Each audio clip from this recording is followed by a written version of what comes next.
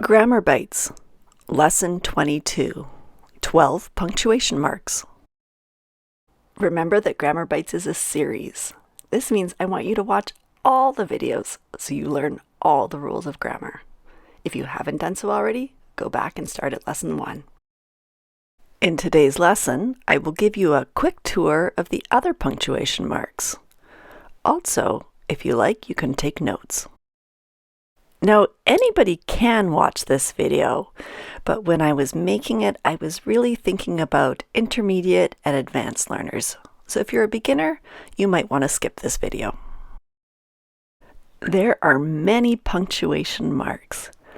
Now, I think these 12 punctuation marks are probably the most common ones, so it'd be helpful for you to know what they're called and what they do. I found this graphic on the punctuationmarks.org website if you want to check it out for yourself. In this video, I'm going to talk about these 12 punctuation marks. Now, I thought it would be a good chance for you to practice taking notes if you wanted. So taking notes is just copying information.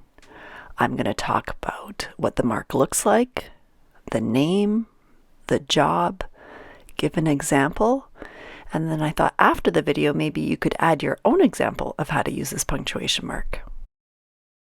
I think you probably know this one. So this punctuation mark is a dot, a small little circle.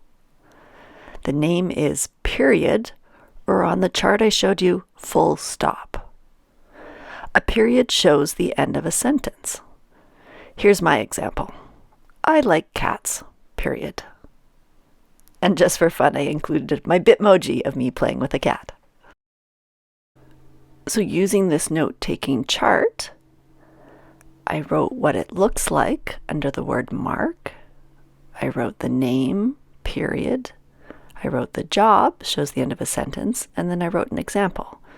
Now, if you wanted, you can come up with your own example. If taking notes is helpful for you, I invite you to do that for all the punctuation marks. If it's not, just listen. This punctuation mark looks like a dot with a little tail on the end. It is called a comma. The comma joins two or more ideas in a sentence or separate items in a series.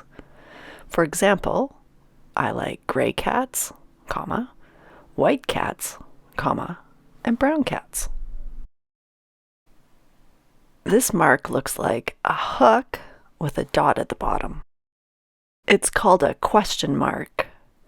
The question mark shows that a question is being asked. For example, do you like cats? This mark has a line going up and down with a dot at the bottom. It's called an exclamation mark. The exclamation mark shows strong emotion or emphasis. For example, I love cats! This mark has two parts, a curve going one way and a curve going the other way. The name is a little tricky to say. Parentheses.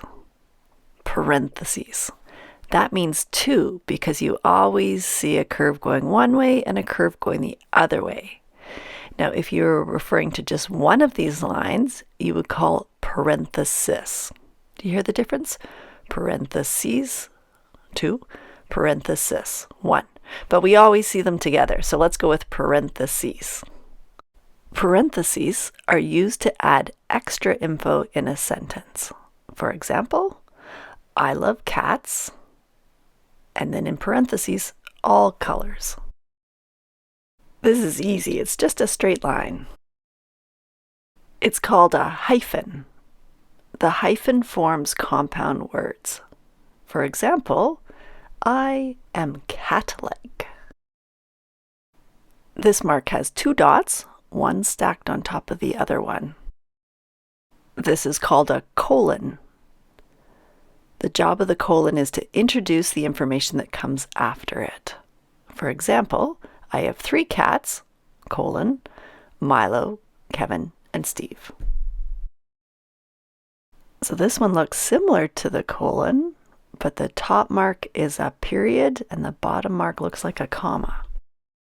This is a semicolon. The semicolon connects two complete sentences that are related. For example, cats are great, dogs are also good. Okay, I don't even know if I can describe these marks. What would you say? I do know their name. They are called quotation marks. Quotation marks show that words have been directly quoted. For example, my cat says, "Hi," and the "hi" is in quotation marks.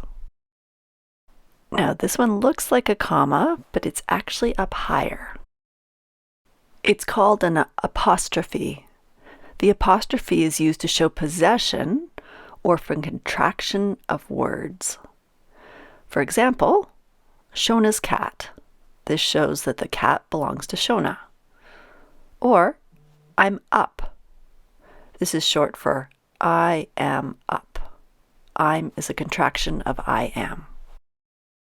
This mark is a straight line, but on the diagonal. It is called a slash. The slash is used to separate letters, numbers, or words.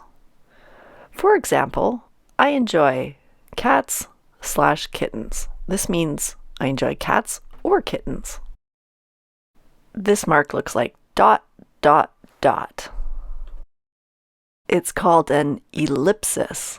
The ellipsis shows that something has been removed from a sentence or that there is a pause.